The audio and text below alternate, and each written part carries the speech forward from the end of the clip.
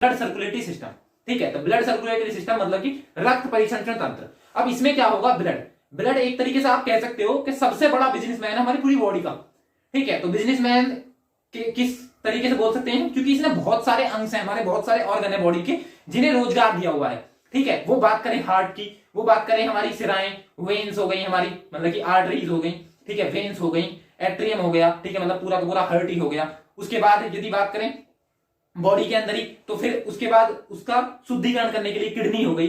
ठीक है, तो मतलब सबको दे रखा है ना। यदि बात करें प्लीहा या स्प्लीन की बात करें, थ्रोम्बोसाइट की बात करें, तो वो कहां बनते हैं, हमारे लीवर के अंदर, तो लीवर को भी काम दे रखा है। मतलब कि सबसे बड़ा रोजगार हमारा क्या है, ब्लड है। ब्लड की वजह से सबके क्या है, सबके पास क्या है, एम्प्लॉयमेंट है हमारी बॉडी के अंदर। यदि हम बॉडी को क्या मान लें, पूरी इंडस्ट्री मान लें तब।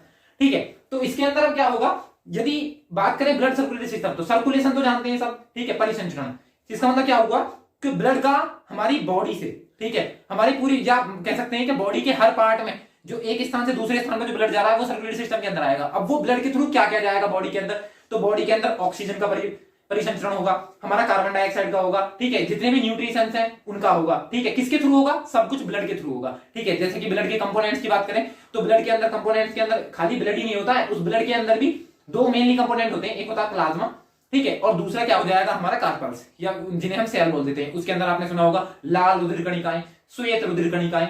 ठीक है, उसके अंदर ये होती है प्लेटलेट्स, डिंबाणु। ठीक है, मतलब कि आरबीसी, डब्ल्यूबीसी, प्लेटलेट्स। ठीक है, तो वो भी उसी के पार्ट है। ठीक है, लेकिन इनके थ्रू क्या होगा हमारा, वो सब क्या होंगे, सबका सर्कुलेशन होगा हमारे किसके अंदर, ब्लड के अंदर। तो ये ब्लड सर्कुलेटरी सिस्टम क्या क्या करेंगे, वही चीज हमने यहाँ पे मेंशन की है कि जीव जंतु में विभिन्न पदार्थों जैसे कि ऑक्सीजन, कार्बन डाइऑक्साइड, पोषक पदार्थ का परिवहन के लिए जिस तंत्र की आवश्यकता होती है उसे बोलते हैं हम रक्त परिसंचरण तंत्र, मतलब कि ब्लड सर्कुलेटरी सिस्टम। ठीक है, उसके बाद बात करें जो मानव परिसंचरण तंत्र, मतलब कि जो हमारा सर्कुलेशन होता है मानव के अंदर जो होता है वो मेनली किन चीजों से होता है, एक नासिका हो गई और दूसरा हो गया हमारा ब्लड। ठीक है, मेनली किसके थ्रू होता है, ब्लड के थ्रू होता है। जैसे कि हमने ये बॉडी ब्लड सर्कुलेटरी सिस्टम का क्या लगाया, एक डायग्राम लगाया। इसके अंदर क्या है, जितनी भी रेडिश दिखाई दे रही है हमें, तो ये क्या है, मतलब कि ये नसें हैं मान लिया। ठीक है, ठीक है, कुछ चीजें हमें देखती हैं जब बॉडी के अंदर देखते हैं तो कुछ हरी हरी, मतलब कि हरी तो दिखती है, वैसे ब्लू होती है, नीली होती है, तो नीली नीली दिखाई देती है, इन्हें बोलते हैं सिरा। और जो ये लाल लाल दिखाई दे रही है सारी, ठीक है, ये क्या है, ये हमारी इसके अंदर धमनी। ठीक है, वो हम रिलेट करके बताएंगे भी धमनी और सिरा कैसे हमें याद रखना है। ठीक है, ट्रिक के माध्यम से। अब बात करें ये क्या है, ये सारी की सारी क्या है, ये एक तरीके से बोल सकते हैं नलियां हैं, कुछ छोटी कुछ उससे बड़ी। जैसे मान लिया लाल वाली की बात करें तो लाल वाली को बोलते हैं धमनी, मतलब कि आर्टरी, मतलब कि ए प्लस, मतलब कि जिसके अंदर शुद्ध ब्लड जाता है, ऑक्सीजनेट ब्लड जाता है जिसके अंदर। ठीक है, तो वो क्या है, हमारी धमनियां हैं, आर्टरीज हैं। उसके अंदर भी क्या होगा कुछ, जैसे मान लिया, इसलिए जो सर्कुलेटरी सिस्टम है, जैसे हम अपने घर के किसी सर्कुलेटरी सिस्टम की बात करते हैं, जैसे मान लिया हमारे यहाँ पे हमने टंकी लगवा रखी है, ठीक है, घर में, तो उसमें क्या होगा, वहां पे एक मोटर होगी। ठीक है, छत पे एक टंकी होगी। ठीक है, उससे क्या होगा, मोटर के पास से जो यहाँ पे हमारा पंप लगा है, पंप का काम कुछ नहीं है, प्रेशराइज करना है। ठीक है, जो काम पंप का है वो सेम काम होता है हमारे अंदर, हमारे जो सर्कुलेटरी सिस्टम है इसके अंदर होता है हार्ट का। ठीक है, जो हम सोचते हैं हार्ट का इसके अंदर इतना ब्लड किया जाएगा, कैसे जाएगा, वो सब क्या है, एक तरीके से अवधारणाएं हैं, लेकिन मेन काम जो है पंप का, जो पंप का काम है वो सेम है हमारा हार्ट का। मतलब क्या करना है, पंपिंग, मतलब कि ब्लड लिया और पंप करके, मतलब कि प्रेशराइज करके दे दिया, मतलब कि एक तरीके से इंटरमीडिएटर है बस। इसके अलावा इसका कोई काम नहीं है। जो चीज हम सोचते हैं ना फिजिकल लाइफ में, वो ऐसा कोई काम नहीं है किसका, हमारे हार्ट का। ठीक है, यदि बात करें मैकेनिज्म की, जो मैकेनिज्म यहाँ पे, जैसे मान लिया वहां पे क्या होता है, मोटर लगी हुई है हमारी, मतलब कि जो पंप है, पंप लगा हुआ, पंप के थ्रू क्या होगा, पंप के थ्रू हम यदि पानी है नीचे से एक स्थान से, मान लिया ग्राउंड फ्लोर से हमें सेकंड फ्लोर पे ले जाना है, तो क्या चाहिए, प्रेशराइज करना पड़ेगा। अब मान लिया दो काम है हमारे पास, यदि हम चाहते हैं हमें 2 मंजिल से, मान लिया मुझे नहाना है, ठीक है, मैं सेकंड फ्लोर पे हूँ। ठीक है, यदि थर्ड फ्लोर से मैं पानी मांगू तो हो सकता है कि वो वाला छत पे खड़ा हो, मैं नीचे खड़ा हूं, वो मेरे ऊपर गिर दे पानी, तो आ गया ऊपर से नीचे। लेकिन यदि नीचे से ऊपर पहुंचाना है तो मुझे किसका यूज करना पड़ेगा, मुझे किसी ना किसी तरीके से, या तो मैं मैकेनिकली, मतलब प्रेशर का यूज करूं, मैकेनिकली मतलब कि खुद हाथ से लेके जाऊं, बाल्टी भर के ले जाऊं ऊपर 2 मंजिल पर जाके नहा लूं। दूसरा तरीका क्या है, दूसरा तरीका ये है कि पाइप्स के थ्रू, जो हमारे पाइप्स हैं उनके थ्रू क्या करें, प्रेशराइज करें, किसके थ्रू, पंप के थ्रू। ठीक है, और सेकंड जो फ्लोर है हमारा वहां पहुंचा दें, और वहां जाने के बाद जैसे फुहारा वगैरह लगाए होते हैं, ठीक है, उससे हम क्या करें, नहा लें। ठीक है, दूसरा तरीका ये है। तो हम क्या जा रहा है, वो सारा का सारा जो पानी का ट्रांसपोर्टेशन हो रहा है एक स्थान से दूसरे स्थान पे, किसके थ्रू हो रहा है, वो हो रहा है हमारे पाइप्स के थ्रू। ठीक है, वो हम छोटे छोटे पाइप भी यूज करते हैं, बड़े बड़े जहां पे ज्यादा रिक्वायरमेंट है वाटर की वहां पे हम बड़े पाइप भी यूज करते हैं। सेम चीज यहाँ पे भी तो यही सेम काम हो रहा है। ठीक है, जैसे वहां सर्कुलेशन हो रहा है वाटर का, यहाँ सर्कुलेशन हो रहा है ब्लड का। ठीक है, यदि इसके अंदर बात करें तो जो पंप का काम है, जो पंप ने काम किया वो सेम काम कर रहा है हमारा हार्ट, पंपिंग का काम कर रहा है। ठीक है, मतलब कि प्रेशराइज करने का काम हो रहा है। ठीक है, फिर उसके बाद ये जो नली है, जैसे वहां पे छोटे बड़े बड़े पाइप होते हैं ना, जैसे कि हमारी रिक्वायरमेंट उसके अकॉर्डिंग हमारे पाइप्स लगे होते हैं, वैसे सेम यहाँ पे क्या है, यहाँ पे नसें हैं जिन्हें क्या बोलते हैं हम, धमनी या फिर सिराएं। धमनी का मतलब आर्टरीज और सिराएं का मतलब वेन्स। ठीक है, यदि बात करें ये जो रेडिस दिखाई दे रहा है, तो ये सब धमनियां हैं, चाहे वो ओरेटा हो, महाधमनी हो, या आर्टरी हो मतलब कि धमनी हो, ठीक है, या आर्ट्रॉइड हो मतलब कि छोटी धमनी। ठीक है, सिरा की बात करें तो सिराएं क्या है, ये जो नीला नीला दिखाई दे रहा है, ये जो रेडिस है, ये तो ऑक्सीजनेटेड ब्लड है। ठीक है, मतलब कि ऑक्सीजन युक्त रक्त है या उधिर है। उसके बाद यदि ये जो ब्लू ब्लू दिखाई दे रही है, ये हमारी बॉडी के अंदर क्या होंगी, ये है डीऑक्सीजनेटेड ब्लड। ठीक है, तो यदि धमनी की बात करें, धमनी बस सिंपल सी बात याद रखो, तो हार्ट से बॉडी के डिफरेंट पार्ट में जो ब्लड जा रहा है वो जाएगा हमारा धमनी के थ्रू, आर्टरीज के थ्रू। ठीक है, लेकिन यदि बात करें हमारी बॉडी के जो ऑर्गन्स है, जो अंग है, उनसे रक्त जा रहा है कहां पे, हमारे हार्ट के पास। ठीक है, या फिर हमारे लंग्स के पास। ठीक है, तो वो क्या है, वो है हमारी वेन्स मतलब की सिराएं। ठीक है, उसके अंदर महासिरा भी हो सकती है, सिरा भी हो सकती है। ठीक है, और छोटी सिरा भी हो सकती है। ठीक है, तो ये छोटे बड़े एक तरीके से सिंपल समझो कि ये पाइप्स हैं, जैसे घर में पाइप लगे होते हैं ना, वैसे ही हमारे बॉडी के अंदर भी काम होगा, सारा सेम वही।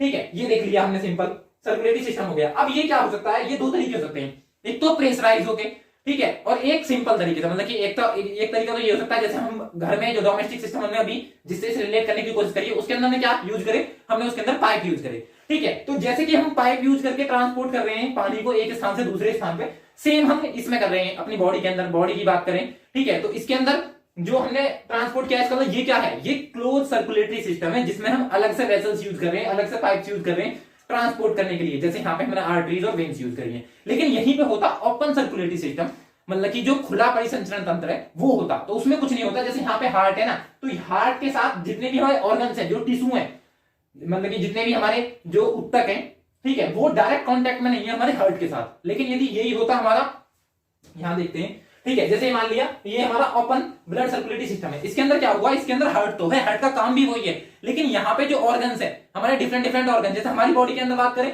तो हार्ट के डायरेक्ट कांटेक्ट में नहीं है, हम जो हमारी धमनी और सिराएं उनके थ्रू कांटेक्ट में है बाकी के ऑर्गन्स। ठीक है, जितने भी टिश्यू हैं, लेकिन इसमें क्या, इसमें होगा हमारा डायरेक्ट कांटेक्ट। जैसे यहाँ हार्ट है, हार्ट के बाद ही क्या होगा हमारा हीमोलिक, मतलब इसका मतलब क्या होगा, इसका मतलब होगा हमारा ब्लड। और यदि बात करें हमारा साइनस, तो इसका मतलब क्या है, open to the surrounding organ. इसका मतलब क्या होगा, यहाँ हार्ट होगा और हार्ट से बाकी जितने भी ऑर्गन है, जैसे बात करें हम इसके एग्जांपल की, तो इसके एग्जांपल में क्या होगा, तिलचट्टा और घोंगा। तिलचट्टा की बात करें तो ऑर्थोपोडा संघ से रिलेट करता है, और मोलास्का संघ से क्या हो जाएगा हमारा घोंगा। ठीक है, इसमें क्या होगा, जैसे तिलचट्टा है, इसके अंदर भी हार्ट होगा, लेकिन हार्ट क्या होगा, डायरेक्ट कॉन्टेक्ट में होगा किसके, जो इसके बाकी के ऑर्गन्स हैं, ठीक है, या टिश्यू में। जैसे टिश्यू की बात करें, सिंपल समझो टिश्यू क्या है, टिश्यू कॉम्बिनेशन है, मतलब कि कॉम्बिनेशन ऑफ सेल्स।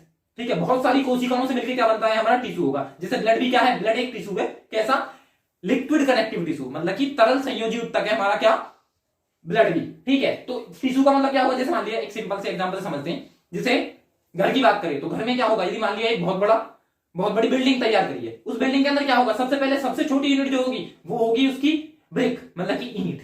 फिर बहुत सारी ईंट मिलकर क्या बनाएंगे, हमारी क्या बना देंगे, एक वॉल तैयार कर देंगे। फिर क्या होगा, वो वॉल जब हम वो लोग मान लिया 4 दीवारी कर दी एक रूम की, तो क्या बन गया, वो रूम बन गया, और बहुत सारे रूम मिलकर क्या बना देंगे, वो एक घर तैयार कर देंगे, मतलब कि एक हाउस तैयार कर देंगे। ठीक है, लेकिन यदि वही बहुत बड़े बड़े ऐसी मकान एक बिल्डिंग के अंदर बहुत सारे हैं, तो उसे क्या बोल देंगे, उसे बहुत बड़ी बिल्डिंग बोल देंगे। तो ऐसी हमारी जो बॉडी बिल्डिंग है, मतलब कि बॉडी भी ऐसी बिल्ड हुई है, जो हमारी ह्यूमन बॉडी है वो भी, उसके अंदर सबसे छोटी चीज क्या है, जो सबसे छोटे, जो एक तरीके से सबसे ज्यादा मतलब कि इंपॉर्टेंट है पूरी बॉडी के अंदर, सबसे छोटी चीज है वो है हमारा सेल, कोशिका। फिर बहुत सारी कोशिकाएं मिलकर बनाती है टिश्यू, जिसे हम क्या बोल देते हैं, जिसे हम बोल देते हैं उत्तक। फिर बहुत सारे उत्तक मिलकर बनाएंगे हमारी बॉडी के अंदर ऑर्गन, जैसे कि ऑर्गन के अंदर कुछ भी हो सकता है, लीवर हो सकता है, किडनी हो सकता है, हार्ट हो सकता है, कुछ भी। ठीक है, फिर बहुत सारे ऑर्गन मिलकर क्या बनाएंगे, हमारा ऑर्गेनिक सिस्टम, मतलब कि हमारा क्या आ जाएगा उसके अंदर, अंग तंत्र। अंग तंत्र का मतलब क्या हुआ, जैसे मान लिया अंग तंत्र में हमने यहां देखा था, अब इस अंग तंत्र में क्या होगा, जैसे हम समझते हैं डाइजेस्टिव सिस्टम, मतलब कि पाचन तंत्र। तो पाचन तंत्र में क्या होगा, अंग तंत्र के अंदर पाचन तंत्र में बहुत सारी चीजें इन्वॉल्व होती हैं, जैसे मुख गुहा से लेके हमारी ग्रास नली के बाद क्या होगा, हमारा पेट जो स्टमक है उसका इन्वॉल्वमेंट होगा, फिर हमारी स्मॉल इंटेस्टाइन, लार्ज इंटेस्टाइन, सबका इन्वॉल्वमेंट है डाइजेस्ट सिस्टम में। इसका मतलब क्या, सिस्टम क्या है, बहुत सारे ऑर्गन्स का कॉम्बिनेशन। ठीक है, फिर इन ऑर्गन से मिलकर क्या बनेगा, डाइजेस्ट सिस्टम होगा, सर्कुलेटरी सिस्टम हो गया। ठीक है, इनसे मिलकर क्या बना, हमारी पूरी बॉडी बन गई। जैसे हमारा वो वहां पे बिल्डिंग बनी थी पूरी, ऐसी हमारी पूरी बॉडी बिल्ड हो गई, किससे, इन ऑर्गेनिक सिस्टम से मिलके। ठीक है, तो यही हमने यहाँ पे देखा। ठीक है, पूरा बॉडी बन गया था, हमें समझ में आ गया उत्तक क्या है, मतलब कि हमारे जो टिश्यू है। तो इसमें क्या होगा, इसमें डायरेक्ट कांटेक्ट में होगा, यहाँ पे भी यदि बात करें हम घोगा में भी और जो हमारा तिलचट्टा है उसके अंदर भी, तो डायरेक्ट आ जाएगा। तो यहाँ पे किसी नली की आवश्यकता नहीं है, ठीक है, अलग से कुछ लगाने की जरूरत नहीं है, क्योंकि यहाँ पे इतना प्रेशर ही नहीं होता, ठीक है। सिंपली पूरी बॉडी में क्या हो जाता है, स्प्लिट हो जाता है। लेकिन ये होंगे कैसे, इनके अंदर स्केलेटन सिस्टम होगा, जैसे ये स्केलेटन सिस्टम हम पहले क्लियर कर चुके हैं, ओपन स्केलेटन सिस्टम और क्लोज स्केलेटन सिस्टम, ठीक है। तो एक होता है हमारा आंतरिक कंकाल तंत्र, एक होता है बाह्य कंकाल तंत्र। जैसे बात करें मनुष्य की बॉडी की, तो मनुष्य के अंदर क्या है, जैसे हमारे अंदर क्या है, हमारे अंदर है आंतरिक कंकाल तंत्र, एंडो स्केलेटन, ठीक है, क्योंकि हमारा कंकाल तंत्र बाहर है, क्योंकि जो अंदर है उसके बाहर जो है हमारा पूरा पोर्शन नहीं है, वेन्स के जो हमारे आर्टरीज और वेन्स है उनके थ्रू ब्लड जा रहा है, ठीक है, तो डायरेक्ट कांटेक्ट में नहीं आएगा। लेकिन इनके साथ कैसा है, यदि इनके पास एक्सोस्केलेटन ना हो, मतलब मान लिया यहाँ पे स्केलेटन ना हो इनका, ठीक है, तो क्या होगा, जो ब्लड है, ब्लड मान लिया एक जगह इकट्ठा हो गया, ठीक है, पता भी नहीं चलेगी पूरा पूरा पोर्शन स्केलेटन सिस्टम में, इस वजह से ये क्या होते हैं, ये होते हैं एक्सोस्केलेटन, ठीक है। इनके बाहर क्या होता है, कंकाल तंत्र होता है जो प्रोटेक्ट करेगा इस पूरी बॉडी को, ठीक है, क्योंकि इसके अंदर वेसल तो है नहीं। तो क्या होगा, यदि बात करें ओपन सर्कुलेटरी सिस्टम की, ब्लड सर्कुलेशन में, तो क्या होगा, इसके अंदर इस प्रकार के तंत्र में रक्त बिना किसी दबाव, बिना किसी प्रेशर के आगे बढ़ता है। जैसे कि हमने एग्जांपल देख लिए घोंगा और तिलचट्टा। अब बात करते हैं प्रेशर की। प्रेशर क्या है, मान लिया हमें कोई चीज बहुत दूर तक पहुंचानी है, ठीक है, तो हमें क्या करना पड़ेगा, पहले उसका प्रेशर बढ़ाना पड़ेगा। लेकिन इससे पहले भी हमें क्या समझना चाहिए, हमें समझना चाहिए कि प्रेशर क्या है, ये दाब क्या होता है, दाब, ठीक है। तो वैसे सिंपल भाषा में देखें तो क्या है हमारा force per unit perpendicular area, मतलब कि एकांक क्षेत्रफल उत्पन्न बल क्या होगा, हमारा दाब होगा। लेकिन यदि थोड़ा और कॉन्सेप्चुअली समझें इसे, तो दाब का मतलब क्या है। अब मान लिया यदि इसके एक सिंपल से फॉर्मूले की बात करें, ये तो देखा ही होगा, प्रेशर की बात कर रहे हैं अभी हम, प्रेशर तो क्या होगा, P equal to F upon A, सुना होगा ये, यही होता है हमारा क्या, प्रेशर, दाब। वो भी एरिया भी क्या होगा हमारा, परपेंडिकुलर एरिया, इसमें भी क्या होगा हमारा परपेंडिकुलर एरिया, ठीक है। तो क्या होगा, एकांक क्षेत्रफल पे जितना फोर्स अप्लाई कर रहे हैं वो हमारा क्या है, प्रेशर है। अब क्या होगा इसमें होगा, यदि हम इसमें बात करें प्रेशर में, जितना एरिया हम बढ़ाएंगे उतना हमारा प्रेशर कम होगा, जितना एरिया हम घटाएंगे उतना हमारा प्रेशर क्या हो जाएगा, बढ़ जाएगा। अब इस प्रेशर की यूनिट भी बहुत होती है। यदि बात करें हम दाब की यूनिट की, तो दाब की यूनिट में क्या क्या आएगा, दाब की यूनिट देखो न्यूटन पर मीटर स्क्वायर। यदि यहां से सिंपली देखें इसकी यूनिट, तो इसकी यूनिट क्या आएगी, न्यूटन होगी फोर्स की यूनिट, ठीक है। और एरिया की, क्षेत्रफल की यूनिट क्या होती है, तो क्षेत्रफल, इकाई क्षेत्रफल उत्पन्न बल को क्या बोलते हैं, प्रेशर, दाब बोलते हैं। तो न्यूटन पर मीटर स्क्वायर ये हुई किसकी, दाब की यूनिट, ठीक है। तो ये हम बॉडी के अंदर जब यूज करते हैं ना, तो ये नहीं करते, हम मरकरी के टर्म में यूज करते हैं। तो जैसे ये यूनिट है, इसे बोलते हैं हम पास्कल, एक पास्कल क्या बोलते हैं, इसी प्रेशर को बोलते हैं। अब प्रेशर, दाब की बहुत सारी यूनिट होती हैं, जैसे ये पास्कल है, इसी में 10 की पावर 6 से मल्टीप्लाई कर देंगे तो ये मेगा पास्कल हो जाएगा, ठीक है। यदि इसी में होगा 10 की पावर 5 पास्कल, ठीक है, तो इसे बोलते हैं एक बार, जिसमें हम एटमॉस्फेरिक प्रेशर, जो हमारा वायुमंडलीय दाब है, ठीक है, तो उस वायुमंडलीय दाब को जिसमें मेजर करते हैं वो उसकी यूनिट हो गई। लेकिन इसमें एक और है, मरकरी के टर्म में क्या होता है, 1 mm ऑफ Hg, ठीक है, ये दाब है, क्योंकि इस टर्मिनोलॉजी का आगे यूज होगा, इस वजह से अभी यही क्लियर कर लो। तो 1 mm ऑफ Hg का मतलब क्या है, mm ऑफ Hg भी किसकी यूनिट है हमारी, ये हमारी दाब की यूनिट है, मात्रक जिसके अंदर इसे मेजर किया जाता है। जैसे मान लिया कोई भी मात्रक बोलना जरूरी है, जैसे मान लिया एक छोटा सा एग्जांपल लेते हैं, हम दुकान पे गए, शॉप पे जाने के बाद हमने उनसे बोला कि 5 दे दो, ठीक है, 6 दे दो, ठीक है, तो कोई भी क्वांटिटी, मैंने कुछ भी बोल दिया वहां जाके, तो उसने बोला क्वांटिटी, ठीक है, लेकिन हमें क्या चाहिए था, अब वो जो बोला गया 2 3 5 4 वो क्या है, वो मैग्नीट्यूड है, सिर्फ नंबर है, एक नंबर, 2 दे दो, 3 दे दो, 4 दे दो। लेकिन सामने वाला कब समझेगा, जब हम वहां क्लियर कर देंगे कि 2 किलो चीनी दे दो, ठीक है, 2 लीटर तेल दे दो, ठीक है, या फिर 2 चिप्स के पैकेट दे दो। इसका मतलब वो जो आगे लगा रहे हैं हम, वो हमारी यूनिट है, मात्रक, ठीक है। तो वो जो मात्रक है, इसका मतलब क्या हुआ, ये तो है नंबर, मैग्नीट्यूड, और ये क्या है, ये है मात्रक, यूनिट, जिसमें उसे मेजर किया जा रहा है,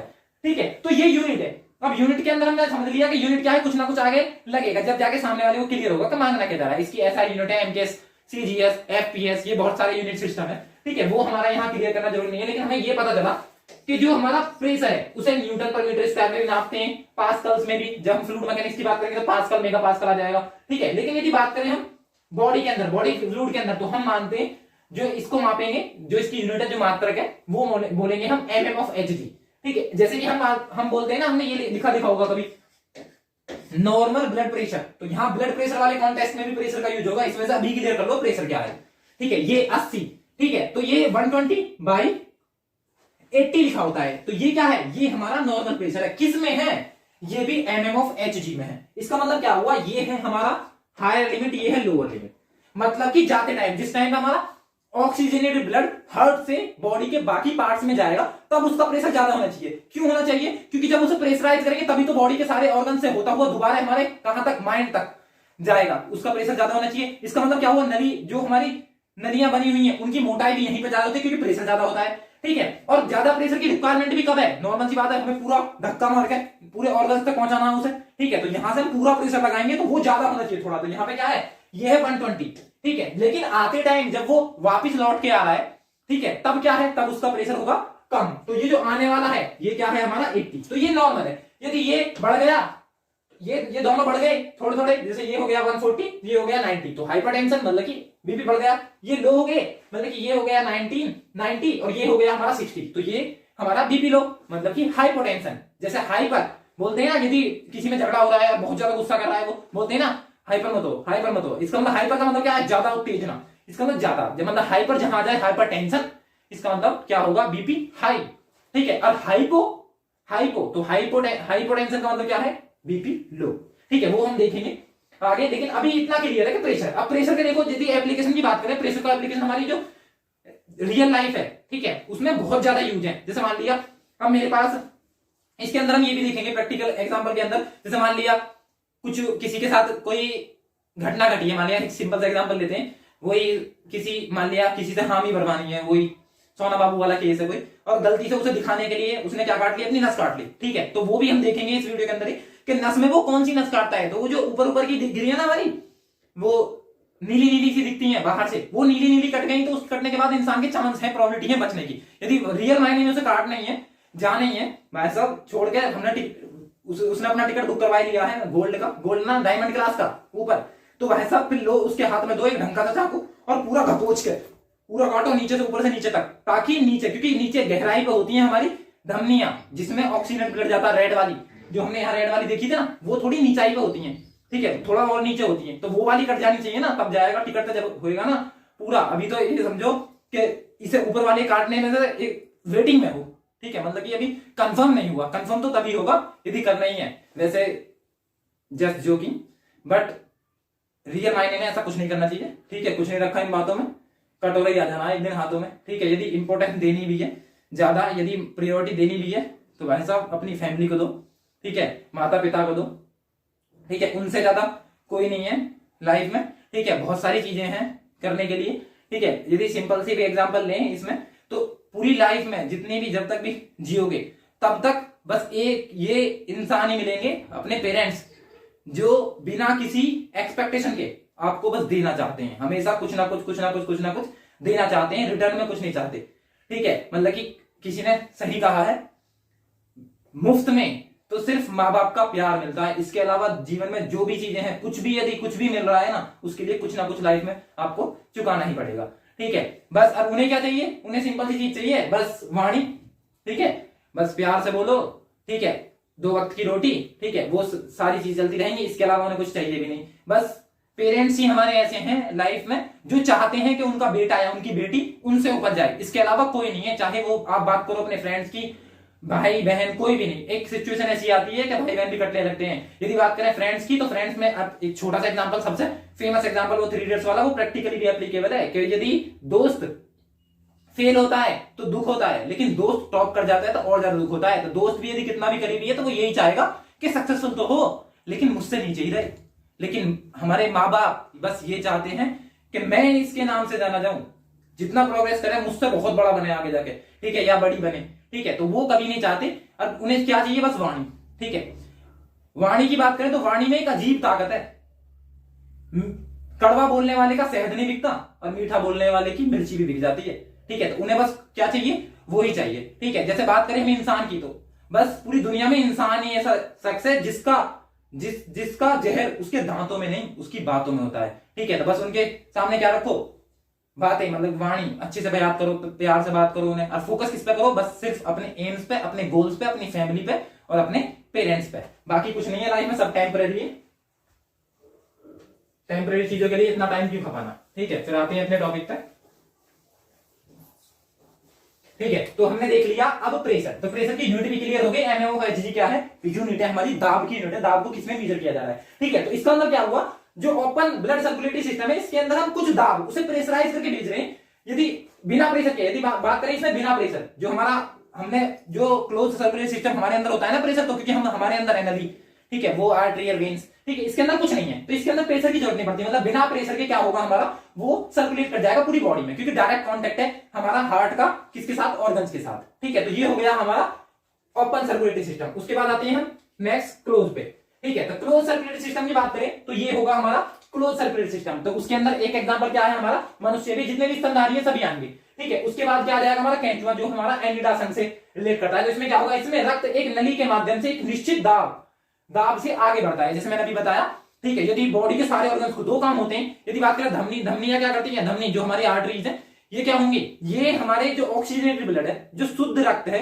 उसे हार्ट से बॉडी के बाकी ऑर्गन्स तक भेजेंगे, ठीक है। तो ये काम सारी धमनियों का है। उसमें पल्मोनरी धमनी क्या है हमारा एक्सेप्शन है, लेकिन वो एक्सेप्शन नहीं है, वो कॉन्सेप्ट है, बेसिक है, वो भी क्लियर हो जाएगा वीडियो में, ठीक है। फिर यदि बात करें हम आर्टरीज, ठीक है, तो आर्टरीज हो गई हमारी धमनी। उसके बाद वेन्स की बात करें तो वेन्स में क्या होगा, उसमें डीऑक्सीडेंट ब्लड जाएगा, मतलब कि कार्बन डाइऑक्साइड युक्त जो ब्लड है, जिसे हमें बॉडी से बाहर भेजना, मतलब कि बॉडी के सारे ऑर्गन से चल के कहां पे भेजेंगे, पहले उसे हमारे लंग्स के अंदर, ताकि उसमें बाद में उससे जो कार्बन डाइऑक्साइड एलओआई की थ्रू क्या हो जाए, बाहर हो जाए, और जो हमारा ऑक्सीजन है उसके अंदर ऐड करके फिर दोबारा किसके पास भेज देगा, हार्ट के पास भेज देगा, ठीक है। तो ये क्या है, ये पाइप्स है, तो उनके अंदर एक पर्टिकुलर प्रेशर होना चाहिए। जैसे जाने का प्रेशर क्या बताया था हमारा 120 mm ऑफ Hg, आने का प्रेशर कितना था 80 mm ऑफ Hg। अब mm ऑफ Hg जहां भी यूज करेंगे वहां समझ जाना कि प्रेशर दाब की यूनिट है, दाब की बहुत सारी यूनिट होती है, उनमें से एक यूनिट है जिसका हम यूज करते हैं मरकरी के कॉन्टेक्स्ट में, वो यहाँ पे है, ठीक है। तो अब ये सारा पोर्शन हो गया हमारा किसका, क्लोज का। तो इसमें क्या है, इसमें हमारी नलियों के थ्रू,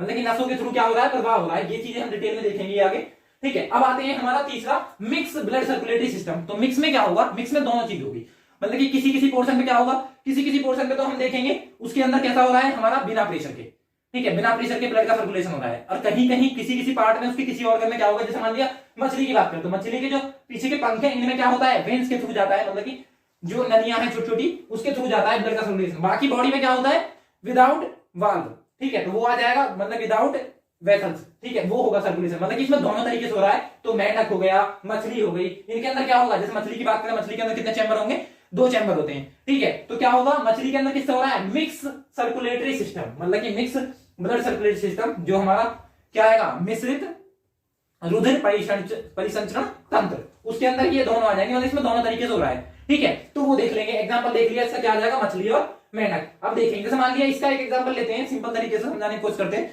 इसमें क्या होगा, जैसे मान लिया कभी आप मांसाहारी, यदि कोई मांसाहारी है, उसने कभी मछली खाई हो, या फिर जो चिकन के शौकीन है उनके लिए, यदि मछली कभी देखा होगा, मछली वाला काटता रहता है उसे, ठीक है, तो एक दाब सा लेगा, चाकू सा काट देगा, उसके बावजूद भी इससे खून नहीं निकलता, क्योंकि ये क्या है, ये है मिक्स सर्कुलेटरी सिस्टम। यदि इनमें से और इसका भी होता, जो हमारा ओपन है, ओपन का भी होता, तो इसके भी, इसमें भी इतना खून नहीं निकलता। यदि इसे भी काट दो तो उसके बाद इसके अंदर से इतना खून नहीं निकलेगा, पता नहीं चलेगी, मतलब कि जैसे यदि हमारी कोई नस कट जाती, बड़ी बहुत प्रेशर के साथ मारेगा दीवार पे पिचकारी, ठीक है, इसका मतलब क्या हुआ, हमारा यहाँ पे बहुत ज्यादा प्रेशर है, क्योंकि हमने अभी देखा कि जो हमारा क्लोज सर्कुलेटरी सिस्टम है, इसमें एक पर्टिकुलर, एक निश्चित, एक डेफिनेट प्रेशर होगा जिसपे हमारा ब्लड फ्लो हो रहा होगा और रिटर्न आ रहा होगा, लेकिन इनके साथ ऐसा नहीं है, ठीक है। मान लिया एक एग्जांपल लेते हैं हमारा क्लोज सर्कुलेटरी सिस्टम का, जैसे मान लिया कभी मुर्गा कटाने गया कोई मांसाहारी, मतलब कि मान लिया कोई नॉन वेजिटेरियन है, तो उसने क्या बोला, वो जाके बोलेगा कि मुर्गा दे दो, उस टाइम पे उसके सामने लेगा वो मुर्गा को, गर्दन ऐसे मोड़ेगा उसकी और काट देगा, ठीक है। तो ऊपर वाले पोर्शन काटने के बाद उसके नीचे की जो नस है, जो उसके आर्टरीज है, उन्हें भी काट देगा, बहुत ज्यादा प्रेशर से उसमें क्या निकलेगा, ब्लड निकलेगा, फिर उसके बाद उसे एक डब्बे में गिर देगा, उसमें वो थोड़ी देर फड़फड़ाएगा, उसके बाद वो उस काट के छील छाल के दे देगा, ठीक है। इसका मतलब क्या हुआ, उसमें उसे पता है कि ये पूरी वाली, ये वाली नस नहीं, ऊपर वाली नीली नीली जो है, इससे कुछ नहीं होगा, मेन नस को काटो, ठीक है, उसके बाद ये क्या जाएगा, मर जाएगा, ठीक है, ज्यादा तड़पेगा भी नहीं, ठीक है। और यदि बात करें उसके प्रेशर की, तो जिस डिब्बे में डालता है ना, उसमें बहुत प्रेशर से ब्लड निकलता है, क्योंकि ये कैसा है, वो भी किसके अंदर आएगा, वो हमारा क्लोज सर्कुलेटरी सिस्टम के अंदर आएगा, इसमें प्रेशर है। जैसे मान लिया हमारे भी कोई कट लग जाता है, तो कट लगने के बाद जो ब्लड निकलता है नसों से, बहुत स्पीड से निकलता है, क्योंकि हमारे अंदर क्या है, किसी एक पर्टिकुलर प्रेशर के तहत क्या जा रहा है, सर्कुलेट हो रहा है हमारा ब्लड, ठीक है, इसी वजह से। तो हमने ओपन देखा, क्लोज सर्कुलेटरी सिस्टम देखा, ठीक है। अब देखेंगे हम ये जो ब्लड सर्कुलेटरी है, इसके अंदर पहले सेम चीज। अब देखो, जैसे ब्लड की बात करें, स्टार्टिंग कहां से होती है, मतलब कि ये पूरा जो सर्कुलेटरी सिस्टम है, मेन चीज क्या है, मेन हमें ब्लड के अंदर क्या देखना, ब्लड भी होना चाहिए, ब्लड के अंदर भी ऑक्सीजनेटेड ब्लड, मतलब कि ऑक्सीजन युक्त जो रक्त है उसकी है मेन जो इसमें वैल्यू है। ठीक है, तो इसमें क्या होगा, सबसे पहले तो हमें उसके अंदर क्या मिलाना है, मिक्स करना है ऑक्सीजन को, मतलब कि ऑक्सीकरण करना है किसका, ब्लड का। तो इसमें क्या होगा, यदि ब्लड का हम ऑक्सीकरण कर रहे हैं तो इसमें क्या होगा, सबसे पहले ब्लड आया।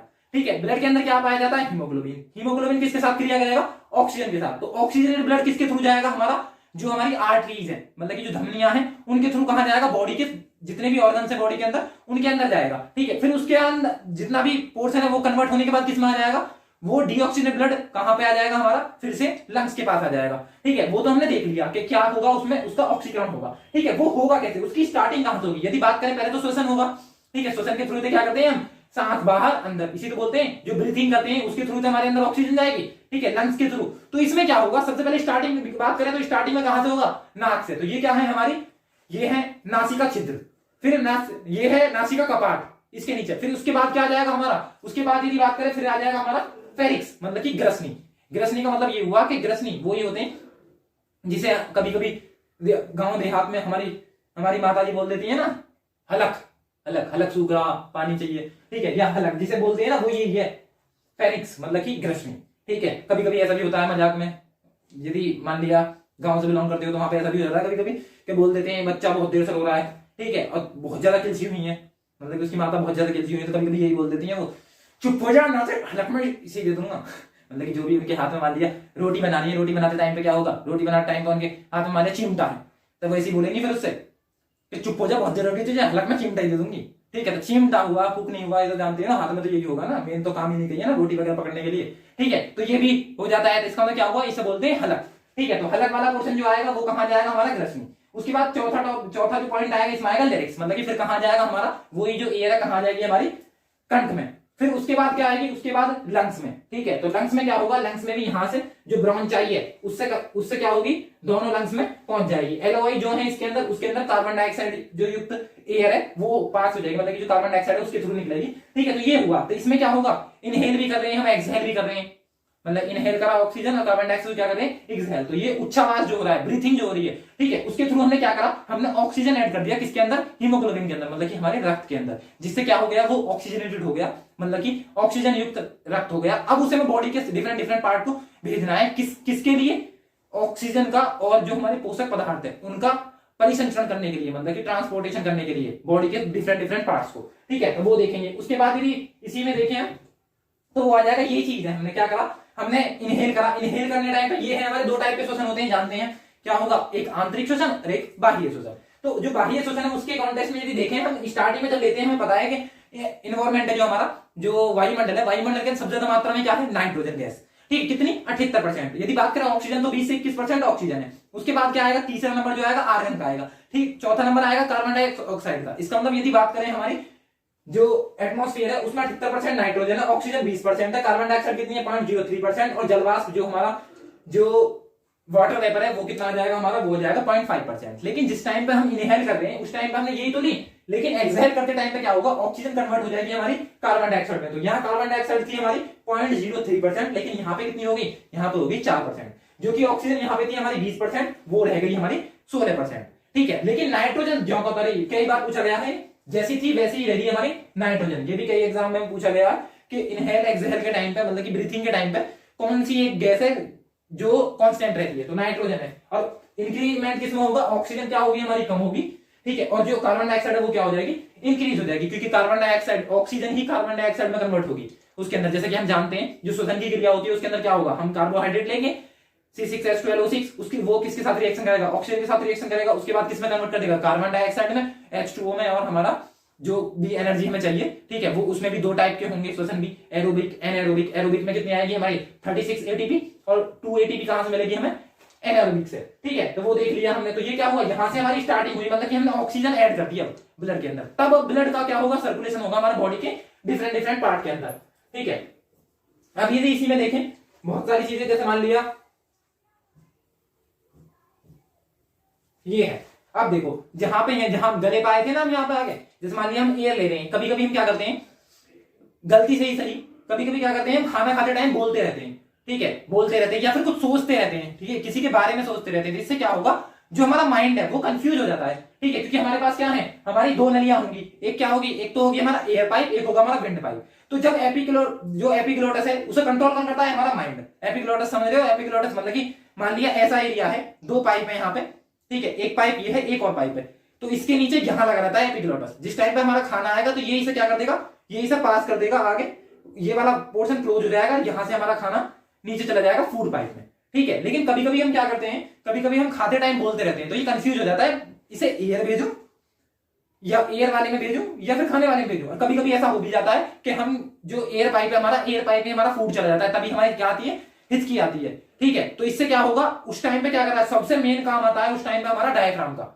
ठीक है। तो डायफ्राम वाला जो पोर्शन है, मान लिया किसी का एक्सीडेंट होगा, कभी कभी डायफ्राम, ये वाला पोर्शन डायफ्राम टूट जाता है ना, जो लंग्स की जस्ट नीचे होगा, ठीक है, तो फिर क्या होगा, फिर वो पंप नहीं कर पाएगा, मतलब कि वापस कोई भी चीज ऐसी जो भी हमारा ऑक्सीजन की, जो हमारे श्वसन की क्रिया हो रही है वो हो नहीं पाएगी, इस वजह से डेथ हो जाती है, ठीक है। तो डायफ्राम क्या करेगा, पूरी ताकत लगा देगा, डायफ्राम भी और जो हमारे लंग्स में है वो पूरी ताकत लगा देंगे उसे भेजने के लिए, उसे वापस फेंकने के लिए। तेरा तो काम है ही ना है, तो कहाँ गलत जगह का कौन दिक्कत है, हम वापस चले जाओ, क्योंकि उसे चाहिए क्या, वहां पे तो एयर चाहिए सीधी सीधी, ठीक है। और यदि एयर पाइप में एयर जाएगी तभी तो ठीक है, और फूड पाइप में फूड जाना चाहिए, लेकिन फूड पाइप में एयर तो चल जाएगी, लेकिन एयर पाइप में फूड पाइप क्या, जो फूड है वो एयर पाइप में नहीं जाना चाहिए। यदि गलती से ये चला जाता है, जैसे मान लिया हम चिंगम खा रहे हैं, ठीक है, तो चिंगम के साथ क्या है, जैसे चिंगम का हमारा रिलेशन किसके साथ है, एसिड के साथ है, मतलब कि हमारे पेट में एसिड क्यों बनता है, ठीक है। तो वो यदि मान लिया कुछ लोग होते हैं बहुत ज्यादा चिंगम खाते हैं, चिंगम खाने का मतलब क्या है, उस टाइम पे भी हमारा माइंड कंफ्यूज कर देता है।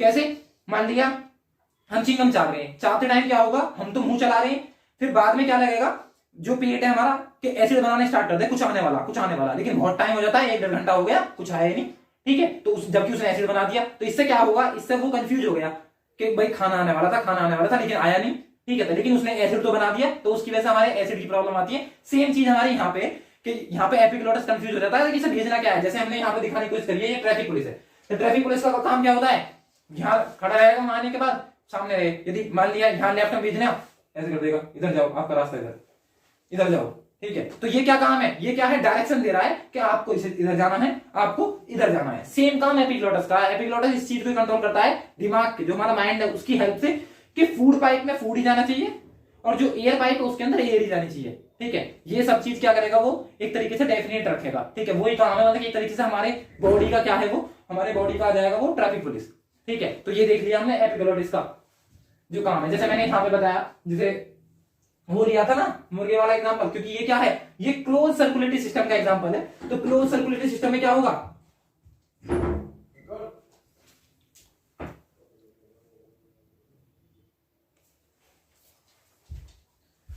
हाँ जी, कुछ सेकंड का इंटरप्शन था, थोड़ा लाइट की प्रॉब्लम थी, ठीक है। अब हमने देख लिया कि इसके अंदर, अब देखो ये भी हो गया ब्लड का भी। अब नेक्स्ट देखते हैं हम, ये हो गया था। अब इसमें देखा हमने कि जब हम बात करते हैं मछली की, मतलब कि फिश की, तो उसमें क्या होता है, जिस टाइम पे वो काटता है तो उसके अंदर से इतना ब्लड नहीं निकलता। तो ये किसका एग्जांपल था, ये था हमारा जो ओपन सर्कुलेटरी सिस्टम है। और इसके अंदर से बहुत ज्यादा ब्लड निकलता है, या फिर हमारी कोई नस कट जाती है तब भी बहुत ज्यादा प्रेशर के साथ ब्लड निकलता है, तो वो किसका एग्जांपल था, वो था हमारा क्लोज सर्कुलेटरी सिस्टम का, मतलब कि बंद परिसंचरण तंत्र का, रुधिर परिसंचरण तंत्र का। उसके बाद देखें हम ट्रैफिक पुलिस, तो ये हमने एग्जांपल देखा किसका, ये काम है एपिग्लोटस का, ठीक है। तो वो हो गया, मतलब कि ब्लड क्या कर दिया हमने, ऑक्सीजनेट कर दिया, ठीक है। बाकी चीजें हम एग्जांपल जब आएंगे वहीं पे देखेंगे, ठीक है। अब देखते हैं हम ये जो वेसल्स हम बार बार बात कर रहे हैं, उसके अंदर आर्टरीज है, वेन्स हैं, ठीक है, तो उनका काम क्या है वो देखते हैं।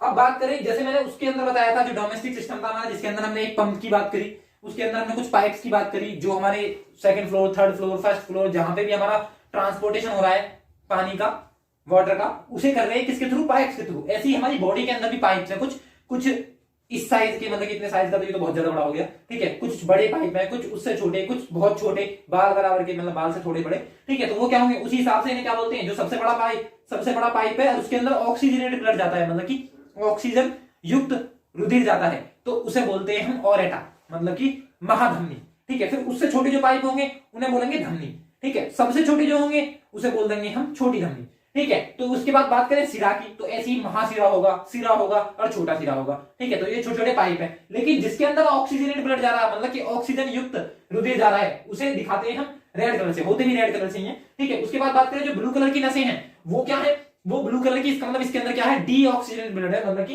कार्बन डाइऑक्साइड युक्त जो रुधिर है वो इनके थ्रू जाएगा। ठीक है, तो ये देख लिया आपने क्या थी, धमनी, आर्टरी और सिरा, वेन्स। अब इसे यदि रिलेट करने की बात करें, इनमें कंफ्यूजन होगा कौन सी आर्टरी थी और कौन सी सिरा, तो इसे ट्रिक के माध्यम से याद करने की कोशिश करते हैं। जैसे यहाँ पे लिखा हुआ है ए, ठीक है, तो क्या हो गया ये ए प्लस ग्रेड या ए ग्रेड।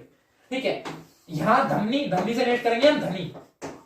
अब देखो इसमें धनी लोगों के पास क्या होगा, सारी सुविधाएं होंगी, ठीक है, अच्छी, मतलब कि ऑक्सीजन की सुविधा होगी। यदि बात करें चाइना की, तो चाइना में क्या है, चाइना में एक बोतल भी मिलती है, उसे लगाओ मुंह पे और ऑक्सीजन मिल जाती है 1 घंटे 2 घंटे 3 घंटे के लिए। ठीक है, तो ये काम किसके हैं, ये सब टेंडर कौन पालेगा, वो जिसके पास पैसा होगा या धनी होगा। ठीक है, मतलब कि जो ए क्वालिटी का लाइफ जीना चाह रहे होंगे वही तो करेंगे ऐसा। ठीक है, इसका मतलब इसी से हमने ए ग्रेड से और हमारा धनी से रिलेट कर लिया कि इसके अंदर कैसा ब्लड जाएगा, हमारा ऑक्सीजनेटेड ब्लड, मतलब कि जो शुद्ध रक्त है वो प्रवाहित होगा किसके अंदर, आर्टरी के अंदर, धमनियों के अंदर। उसके बाद बात करें सिराएं, तो सीधा सीधा सीधा याद हो जाएगा फिर कि इसके अंदर क्या आएगा, इसके अंदर जो कार्बन डाइऑक्साइड युक्त है डीऑक्सीजनेटेड जो ब्लड है वो इसके थ्रू जाएगा। ठीक है, इनका कलर कैसा होगा, इनका कलर होगा हमारा कुछ नीला, और इनकी जो परत होती है, जो मोटाई होती है वो भी थोड़ी कम होती है। ठीक है, क्योंकि इसके अंदर कम प्रेशर होता है, इसके अंदर ज्यादा प्रेशर होता है। जाते टाइम तो ज्यादा प्रेशर बताया था, कितना प्रेशर बताया था, ब्लड जाते टाइम, क्योंकि उसे पूरे ऑर्गन्स के पास पहुंचाना, जितने भी बॉडी के ऑर्गन से जितने भी टिश्यू उनके पास ब्लड को पहुंचाना, तो प्रेशर ज्यादा होना चाहिए। कितना था, 120 mm ऑफ Hg,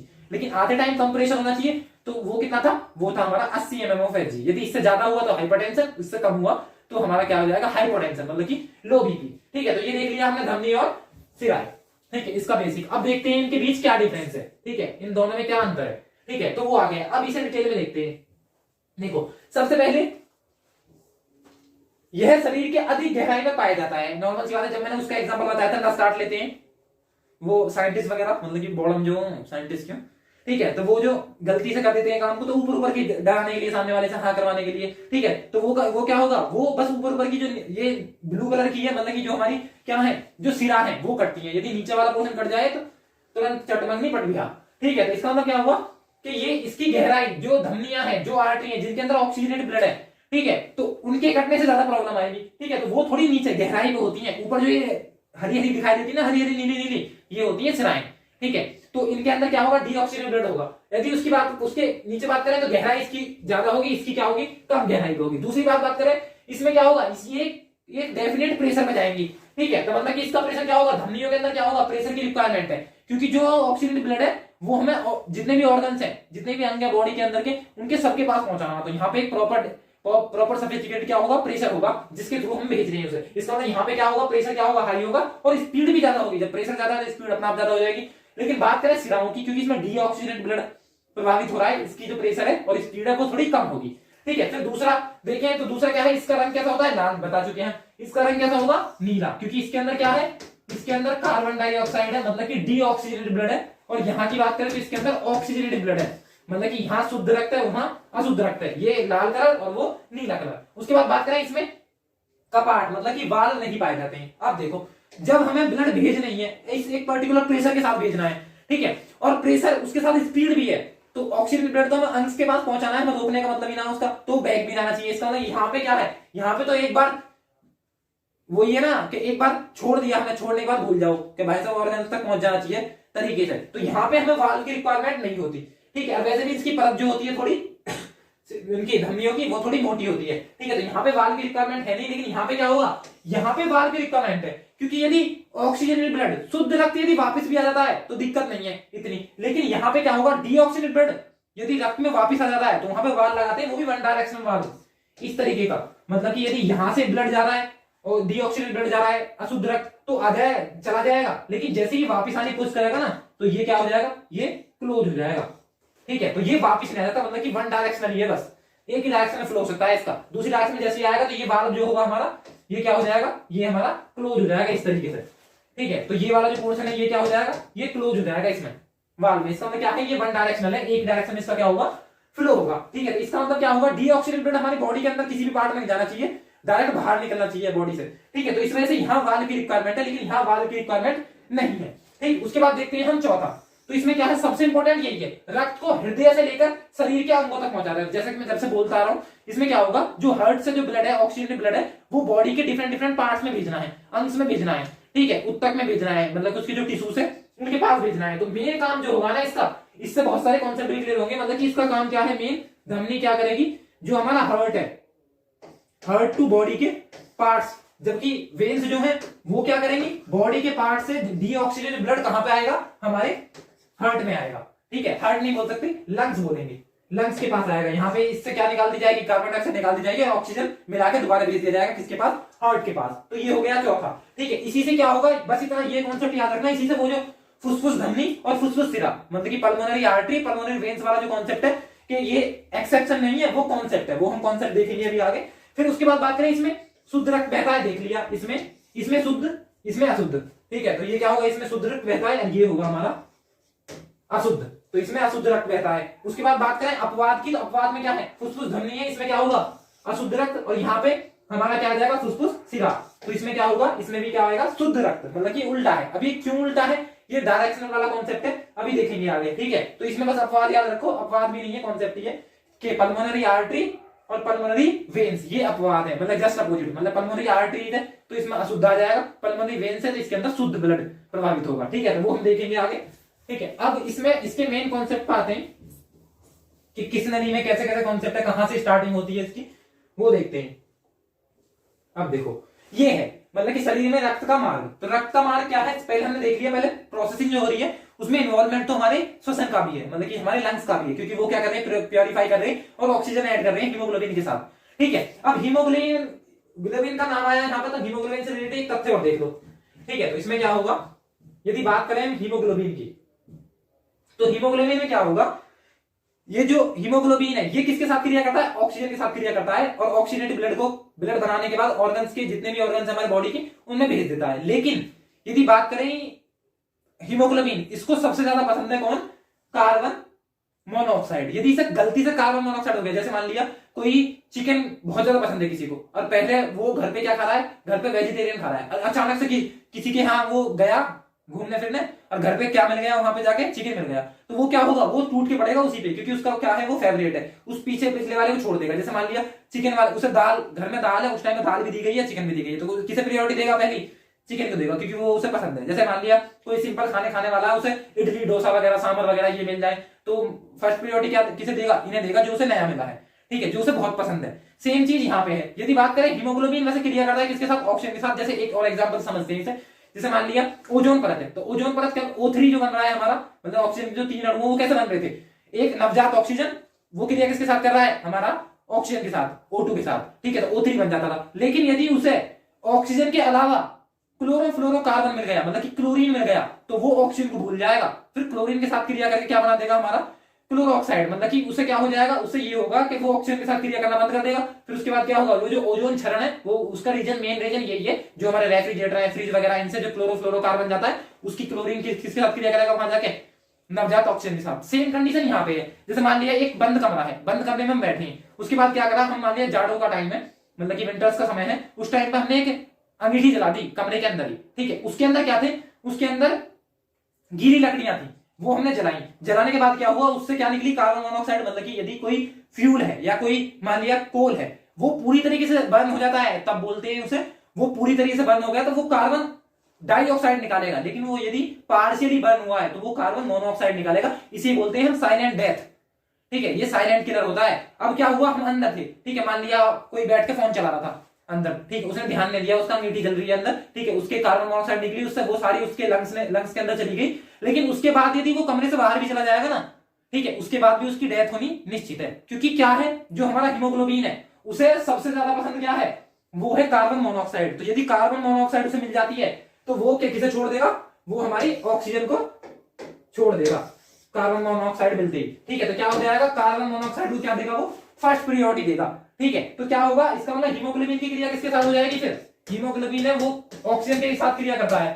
ठीक है, तो वो फिर किसके साथ क्रिया करेगा, कार्बन मोनोऑक्साइड के साथ। ठीक है, तो डीऑक्सीजनेटेड ब्लड चला जाएगा हमारे अंदर, इससे हमारी इंस्टेंट क्या हो जाएगी, डेथ हो जाएगी। ठीक है, तो ये क्या होगा, ये हमने देखा हीमोग्लोबिन के साथ। ठीक है, फिर आते हैं हम, तो हमारा हीमोग्लोबिन वाला कॉन्सेप्ट क्लियर हो गया होगा। ठीक है, तो हमने डिफरेंट देख लिए। अब देखते हैं तो क्या हुआ, हर्ट हुआ, उसके साथ ऑक्सीजन में मिली हीमोग्लोबिन के साथ, और उसने क्या बना दिया, हमारा ऑक्सीजनेटेड ब्लड कहां पे आया, हर्ट से हमारा सबसे पहले कहां जाएगा, ऑरेटा। मैंने बताया था नली होती है, बड़ी नली, इससे छोटी, फिर सबसे छोटी। तो जो सबसे बड़ी नली है वो लाल कलर की होगी, उसके अंदर क्योंकि शुद्ध ब्लड जाता है। ठीक है, मतलब कि ऑक्सीजनेटेड ब्लड जाता है, तो ये इसके थ्रू जाएगा। इसका मतलब सबसे पहले सबसे बड़ी महाधमनी, उसके बाद उससे छोटी मतलब कि धमनी आर्टरी, उससे फिर सबसे छोटी, तो फिर क्या आ जाएगी छोटी धमनी मतलब कि हमारी आर्टियोल। तो आर्टियोल के थ्रू जाएगा, फिर उसके बाद कहां जाएगा हमारा कोशिका के अंदर आ जाएगा। ठीक है, तो ये क्या है, ये कोशिका, जितने भी हमारे साइटोप्लाज्म है उसके अंदर आ जाएगा। वैसे यदि बात करें कोशिका अंग के, जो हमारे ऑर्गन है, टिश्यू, सेल्स के अंदर आ जाएगा। और सेल के अंदर भी कहां होता है, तो यदि बात करें क्रेब्स साइकिल, तो क्रेब्स साइकिल कहां होती है हमारे माइटोकॉन्ड्रिया में, तो क्रेब्स साइकिल के थ्रू होगा सारा काम, लेकिन वो तो अंदर का हो जाएगा। तो कहां पर आ जाएगा, सेल पे, हर ऑर्गन में जाएगा। ठीक है, उसके बाद बात करें तो फिर कहां आएगा, फिर आएगा हमारा महाशिरा में। महाशिरा को क्या बोलते हैं इंग्लिश में, वेना कावा। ठीक है, तो फिर कहां आएगा हमारा, फिर आएगा वेना कावा। वेना कावा के बाद कहां जाएगा हमारा जो हमारा सिरा है, उसके बाद आ जाएगा महाशिरा के बाद सिरा में, फिर छोटा सिरा, तो कहां जाएगा फिर उसके बाद ब्लड। अब ये क्या था, ये तो था सारा जो हमारा ये इधर से आ रहा है, वो तो था हमारा ऑक्सीजनेटेड ब्लड, ये था रेड से दिखाएंगे हम इसे, तो ये तो ऑक्सीजनेटेड ब्लड था, कहां तक आ गया हमारा कोशिका तक आ गया। ठीक है, लेकिन ये जब ये यहां से निकलना शुरू होगा, मतलब कि जब अंग से कहां की तरफ जा रहा है, हार्ट की तरफ जा रहा है, हार्ट की तरफ मान लो या लंग्स की तरफ जा रहा है, तो ये क्या है, ये है डीऑक्सीजनेटेड ब्लड। मतलब कि अब जो यहां से जा रहा है वो क्या होगा हमारा डीऑक्सीजनेटेड ब्लड। और किससे दिखाएंगे इसे, इसे दिखाएंगे हम ब्लू, तो क्या है वो नीली दिखेंगी सारी सारी। तो ये क्या है, ये ऑक्सीजनेटेड ब्लड है, किसके थ्रू, महाधमनी, धमनी और छोटी धमनी। फिर उसके बाद अंश में आया, हमारे ऑर्गन टिश्यू के अंदर आया, फिर उसके बाद क्या आएगा, उसके बाद आएगा महाशिरा में। मतलब कि जो पहले सबसे बड़ा महाशिरा, सबसे बड़ी नली जो होगी डीऑक्सीजनेटेड ब्लड को ले जाने की, वो होगी पहले वेना कावा मतलब कि महाशिरा, फिर उससे छोटा सिरा, पहले सिरा आएगा, ये आएगा, इसके बाद ये यहां नहीं, ये यहां और ये वाला यहां, मतलब कि ये उसके बाद आएगा सिरा में, मतलब वेन्स के अंदर आएगा, और उसके बाद आएगा हमारा कहां छोटी सिरा, मतलब कि जो हमारा वेनलेट है, वेनलेट के बाद फिर हार्ट में। तो यही साइकिल क्या होगी, रिपीट होगी। अब यहाँ पे या तो होगा कोशिका, जो कि हमने यहां मेंशन कर रखी है, केशिका मतलब कि कैपिलरी, तो कैपिलरी के थ्रू आएगा, या फिर यही सेम चीज कहां आएगी हमारी, ये सेम चीज यहाँ पे या क्या मेंशन होगा, कोशिका, जैसे कि हमने अभी देखा सेल, तो सेल के थ्रू आएगा, आया टिश्यू के अंदर, लेकिन टिश्यू भी तो कॉम्बिनेशन है किसी चीज का, तो सेल्स का। जैसे हमने देखा था अभी, सेल क्या है, सेल क्या है, जो फंक्शनल यूनिट है बॉडी की, सबसे छोटी फंक्शनल यूनिट, वो क्या है हमारी सेल है। बहुत सारे सेल मिलकर क्या बना देंगे, बहुत सारे सेल मिलने के बाद बना देंगे टिश्यू, टिश्यू बनाने के बाद ऑर्गन, ऑर्गन के बाद ऑर्गेनिक सिस्टम, उसके बाद क्या बन जाएगी बॉडी। ऐसी सेम चीज क्या है हमारी बॉडी के अंदर भी है। ठीक है, सबसे छोटा ये सेल है, मतलब इससे सारी जितनी भी क्रियाएं हैं वो क्लियर हो जाएगी कोशिका से। जैसे मैंने घर का एग्जांपल भी दिया इसमें, वो भी यही है। ठीक है, अब इससे भी छोटा, सबसे छोटा बॉडी के अंदर हमारा सेल है, लेकिन यदि बात करें फिजिक्स के अंदर, तो सबसे छोटा क्या आ जाता है हमारा, इस सेल से भी छोटा, फिर क्या आता है हमारा सबसे छोटा इलेक्ट्रॉन, फिर प्रोटॉन। यदि केमिस्ट्री फिजिक्स की बात करें तो इलेक्ट्रॉन, प्रोटॉन, फिर उसके बाद न्यूट्रॉन, फिर न्यूक्लियस, फिर उसके बाद क्या आता है हमारा एटम, एटम के बाद मॉलिक्यूल्स, मॉलिक्यूल्स के बाद क्या आता हमारा एलिमेंट, एलिमेंट के बाद क्या आता कंपाउंड, कंपाउंड के बाद क्या आ जाता हमारा सब्सटेंस। ठीक है, तो वो होगा उसके अकॉर्डिंग। यहाँ पे सबसे छोटी यूनिट क्या होती है हमारी कोशिका। यदि बात करें कोशिका की, तो कोशिका खोज किसने की थी, रॉबर्ट हुक ने। ठीक है, तो हुक से निकाला था उसे। ठीक है, मृत कोशिका की खोज की थी सबसे पहले मृत कोशिका किसने की थी, रॉबर्ट हुक ने। यदि बात करें लाइव, जो हमारे अलाइव मतलब जीवित कोशिका की खोज किसने की थी, वो आ जाएगा एंटी वॉन लियोनहॉक, जिसने आरबीसी की भी खोज की है और उसी ने जीवित कोशिका की खोज की है। इसी वजह से उसे माइक्रो बायोलॉजी का जनक भी कहा जाता है। ठीक है, तो वो भी इसी के अंदर आ जाएगा। जैसे हम ब्लड के अंदर देखेंगे, क्योंकि ब्लड का ही पार्ट है, तो ब्लड के अंदर यदि बात करें ब्लड ग्रुप की, तो वो क्या है कार्ल लैंडस्टीनर। यदि बात करें जिस टॉपिक पे हम हैं अभी, रक्त परिसंचरण तंत्र, इसकी खोज की थी विलियम हार्वे ने। ठीक है, तो जो हमारी एंटीजन आएगा, उसे रोगाणु वाला नाम जो दिया, वो भी क्या आ जाएगा, विलियम हार्वे आ जाएगा, क्योंकि खोज किसने करी रक्त परिसंचरण तंत्र की, वो विलियम हार्वे ने। ठीक है, तो ये भी देख लिया। अब देखते हैं हम इसी के अंदर कैसे कैसे जा रहा है वो पूरा का पूरा पोर्शन। ठीक है, तो सबसे पहले क्या आएगा, पहले मोटा मोटा देख लेते हैं। देखो सबसे पहले क्या आया, सबसे पहले मेरा हार्ट है। ये हार्ट से क्या आएगी, हार्ट से आया हमारा महाधमनी में, जो कि हम अभी देखा था हमने महाधमनी। ठीक है, तो ये आया महाधमनी के अंदर, मतलब कि महाधमनी का मतलब क्या है हमारा, ये है ओरेटा। ठीक है, ओरेटा के बाद क्या आएगा हमारा, ये आएगा फिर धमनिया, जो छोटी धमनिया, उसके बाद सबसे छोटी धमनी, उसके बाद क्या आएगा, उसके बाद हमारा यहाँ पे क्या था, यहाँ पे ये हमारा सेल है, सेल कोशिका लिखा हुआ था पिछले डायग्राम में। उसके बाद क्या होगा, उसके बाद आएगा सिराओं के अंदर। ठीक है, फिर छोटा सिरा, फिर उसके बाद महासिरा, मतलब कि क्या आ जाएगा महासिरा, मतलब कि ये क्या है वेना कावा। और वेना कावा के बाद ये जो ब्लड है डीऑक्सीजनेटेड ब्लड है, क्योंकि ये तो ये किसके पास जाएगा, उसके बाद जाएगा ये हमारा किसके, हमारा फुसफुस धमनी। ठीक है, मतलब कि फुसफुस धमनी। अब देखो इस कॉन्सेप्ट में फुसफुस धमनी जो है, ये वैसे रियल में धमनियां जितनी भी है वो क्या ले जाती है, ऑक्सीजन ब्लड ले जाती है, मतलब कि ऑक्सीजन युक्त। लेकिन ये धमनी होते हुए भी किसे ले जा रही है, डीऑक्सीजनेटेड ब्लड। तो इसका कॉन्सेप्ट देखते हैं ये क्या है, ये अपवाद नहीं है, बस ये कॉन्सेप्ट है एक। ठीक है, तो ये क्या है वो देखते हैं। देखो जैसे कि इस डायग्राम में ये चीज क्लियर है, ठीक है। देखो सबसे पहले क्या हुआ हमारा, यहां से यदि मैं यहां से स्टार्ट करता हूं तो यहां से क्या हुआ, ये ऑक्सीजन ब्लड आया कहां से, हमारा ये जो पोर्शन है ये। तो एक चीज देखी थी हमने अभी जब हमने ये क्लियर किया था उस टाइम पे, तो एक चीज देखी, यदि बॉडी से हमारा बॉडी से हार्ट की तरफ आ रहा है तो ये हमेशा क्या होगा, सिरा होगी। और हार्ट से यदि बॉडी की तरफ जा रहा है, मतलब कि बॉडी के पार्ट्स जो बॉडी के ऑर्गन्स है उसकी तरफ जा रहा है, तो ये हमेशा क्या होगी, धमनी होगी। ठीक है, अब देखो ये वाली जो धमनी है, जो हमारी क्या है, हमारी फुसफुस सिरा है, नाम इसका सिरा है, जबकि सिरा का काम क्या होता है, सिरा का काम होता है सिराएं जितनी भी है डीऑक्सीजनेटेड ब्लड को ले जाने का। लेकिन ये क्या लेकर आ रही है, ये ऑक्सीजनेटेड ब्लड लेकर आ रही है। लेकिन हम यदि इस कॉन्सेप्ट को नहीं बोलेंगे, यदि ये कॉन्सेप्ट हमारा क्लियर है तो हमें कोई दिक्कत नहीं आएगी, क्योंकि हमें पता है कि यदि हार्ट से बॉडी के पार्ट्स में जा रहा है ब्लड, तो वो हमेशा ये काम किसका है, ये धमनी का है। ठीक है, तो ये क्या होगी, ठीक है, ये हमारा ऑक्सीजन ब्लड जा रहा है कहां से, हार्ट से बॉडी की तरफ, ठीक है, वो हमेशा धमनी होगी। तो ये क्या आ रहा है, ये हार्ट से बॉडी की तरफ नहीं जा रहा, ये हार्ट की तरफ आ रहा है। ठीक है, यदि कॉन्सेप्ट देखें हम, जो भी चीज हार्ट से बॉडी की तरफ जा रही है धमनी है, जो भी चीज बॉडी के पार्ट ऑर्गन से हार्ट की तरफ जा रही है वो सारी सिराएं हैं। बस इतना सिंपल सा याद रखो। तो ये हार्ट से बॉडी की तरफ जा रही है, इसका मतलब क्या हुआ, हमेशा धमनी होगी। ठीक है, हार्ट से बॉडी की तरफ। ये क्या है, ये हार्ट की तरफ आ रही है, जबकि हार्ट से बॉडी की तरफ जाना चाहिए। ठीक है, तो ये हार्ट की तरफ आ रही है, मतलब कि जो हमारा बॉडी के पार्ट है उससे हार्ट की तरफ आ रही है, इसका मतलब ये क्या होगी, सिरा होगी। और उसका नाम क्या है, पल्मोनरी वेन, मतलब कि ये क्या है, ये इसे बोलते थे एक्स सेक्शन। तो नॉर्मल सी बात है, हार्ट की तरफ जो भी आएगा वो क्या है, वो हमारा सिरा है। हार्ट से जो भी बॉडी के ऑर्गन्स की तरफ जाएगा, बॉडी के जितने भी अंग है उनकी तरफ जाएगा, तो वो क्या होगा, वो धमनी होगी। सिंपल सी बात है। तो ये हार्ट की तरफ आ रहा है, इस वजह से ये क्या है, सिरा है। वही कॉन्सेप्ट लग रहा है, इस वजह से इसमें क्या आ रहा है हमारा। और ये लेके कहां से आ रहा है, जो ब्लड हमारा आया है वो लंग्स के पास से उसमें ऑक्सीजन ऐड करवाने के बाद हमारे यहाँ पे ला रहा है। तो नॉर्मल सी बात है, इसके अंदर ऑक्सीजनेटेड ब्लड होगा, मतलब कि जो ऑक्सीजन युक्त रक्त है वो ही इसके अंदर आएगा। तो इसके अंदर ऑक्सीजन युक्त रक्त आ रहा है, और कौन लेकर आ रहा है, फुसफुस सिरा लेकर आ रही है, पल्मोनरी वेन्स लेकर आ रही है। तो ये एक्सेप्शन नहीं है, ये कॉन्सेप्ट ही है। ठीक है, फिर दूसरा देखा हमने कि जो यदि हार्ट बॉडी के ऑर्गन से हार्ट की तरफ जा रहा है तो ये हमेशा क्या होगी, हमेशा होगा सिरा। तो ये भी सेम काम हुआ है, सिरा हुआ। अब यहाँ की देखते हैं, जो हमारा फुसफुस धमनी है, तो धमनी का काम क्या है। अब देखो, जब ये रक्त कहां गया, सबसे पहले क्या आया हमारा महाधमनी में, फिर धमनी, महाधमनी के बाद कहां देखा हमने, धमनी में, धमनी के बाद जो छोटी धमनी है उनके अंदर, उसके बाद क्या आया, हमारी कोशिका के अंदर आ गया, ये कैपिलरी के अंदर आ गया। उसके बाद क्या होगा, उसके बाद ये हमारा सिराओं के अंदर गया, छोटा सिरा, फिर उसके बाद सिराएं, उसके बाद जो हमारा जो महासिरा है, महासिरा मतलब कि वेना कावा। तो वेना कावा जो हमारा महासिरा जा रहा है, ये है मान लिया महासिरा। तो वेना कावा मतलब कि सिराओं में तो नॉर्मल सी बात है डीऑक्सीजनेटेड ब्लड जाएगा, ठीक है, मतलब जिसके अंदर कार्बन डाइऑक्साइड होगी, तो वो गया है यहाँ पे। जाने के बाद देखो यहाँ पे एक छोटा सा कॉन्सेप्ट है। देखो यदि यहाँ की बात करें तो यहाँ पे एक वाल लगा हुआ है, जैसे मैंने अभी दिखाया था, एक वाल यहाँ लगा हुआ है, ये यूनिडायरेक्शनल वाल्व है, यूनिडायरेक्शनल।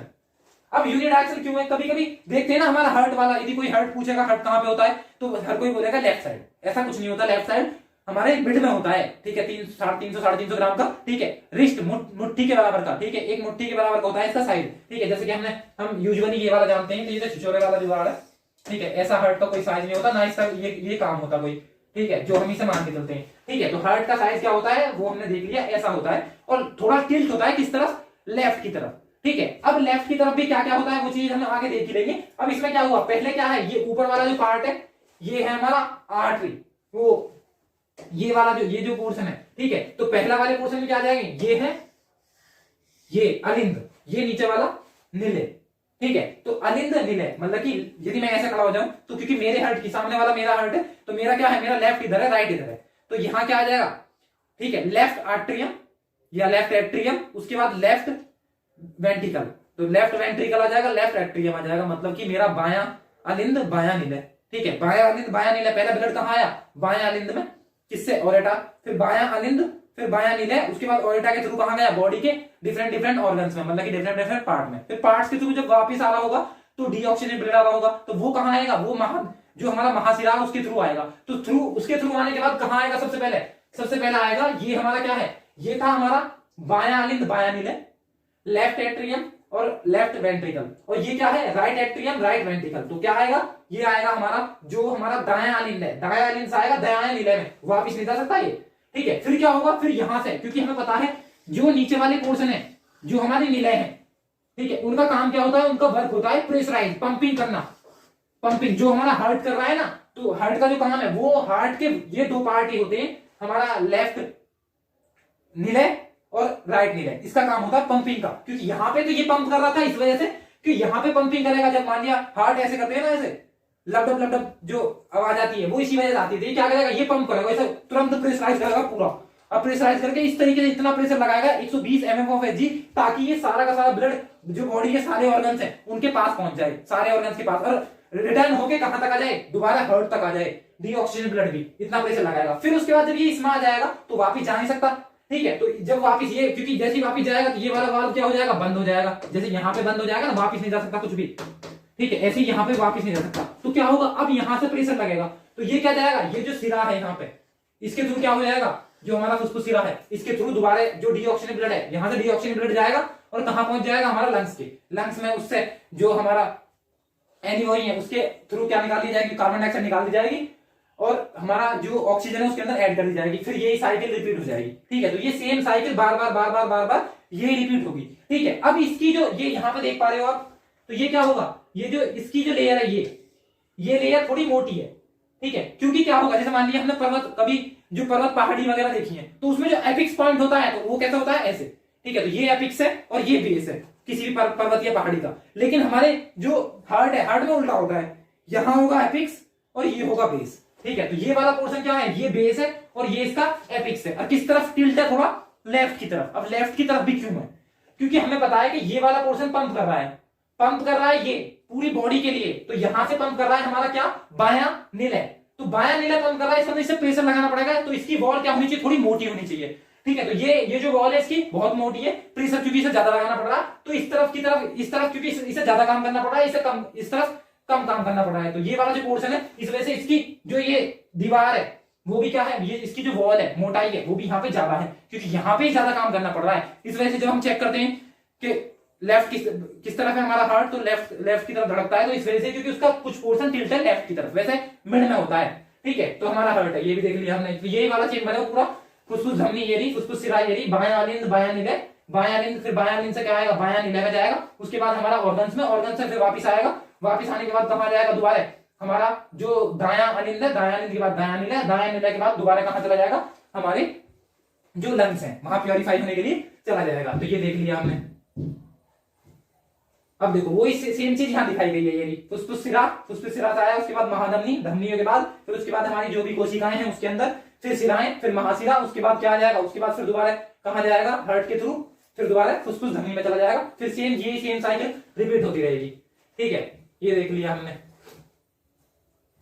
अब देखो ये वही है, ये बस हार्ट को खोला नहीं है, मोटा मोटा दिखा दिया। हार्ट से कहां गया, महाधमनी, फिर धमनी, फिर छोटी धमनी, उसके बाद कहां गया, हमारा केशिकात्म में, मतलब कैपिलरी में, साइटोप्लाज्म में, या फिर कोशिका के अंदर, फिर उसके बाद महासिरा, फिर इसके बाद सिरा, फिर छोटा सिरा। यही रिपीट करता रहेगा। यही साइकिल हमने डेप्थ में यहां भी देख ली, ठीक है। उसके बाद बात करें हम हृदय, हार्ट की, तो हार्ट क्या है, बात करें हृदय, तो हृदय पेशियों का बना होता है। यह हमारा प्राकार्डियम नामक झिल्ली से ढका हुआ होता है, वो भी देख लिया। इसका भार लगभग 300 से 350 ग्राम होता है, ठीक है। उसके बाद हृदय का आकार शंकु आकार होता है, ठीक है। वक्ष गुहा से हल्की बाईं ओर, तो मैंने बताया लेफ्ट की तरफ क्या होगा, टिल्ट होगा। हृदय एक पंपिंग अंग है, मैंने स्टार्टिंग में बताया। इसका काम कुछ नहीं है, बस इधर से लिया और इधर से प्रेशराइज करके, पंप करके और दूसरी तरफ दे दिया, बस यही काम है इसका, और कुछ काम नहीं है। इसके अंदर कुछ ना रहता। ये वाला जो हार्ट है,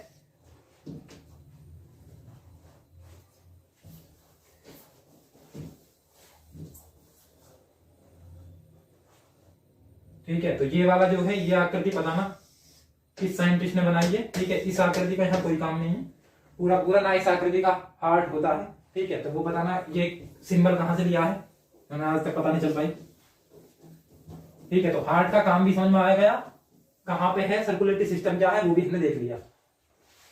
कैसे परेशान कर रहा है, ठीक है। अब आते हैं हमारा हृदय भी हो गया, ठीक है। और चैम्बर हमने देख लिया, जैसे कि हमने देखा हमारे कितने चैम्बर थे, left atrium, ventricle, right atrium, right ventricle, तो 4 चैम्बर हुए, ठीक है। 4, इसके अंदर 4 ही वाल्व होंगे, ठीक है। तो यदि बात करें इसी में, तो इसमें क्या है, 4 चैम्बर है। जैसे मनुष्य के अंदर हो गया, या जितने भी हमारे जो स्तनपायी उनके अंदर क्या होंगे, 4 चैम्बर होंगे। तो इसमें ये दे रखा है, हृदय के अंदर पाए जाने वाले गुहा, खाली स्थान, ये जो चैम्बर है, ये कितने होंगे हमारे 4 चैम्बर होंगे इसके अंदर।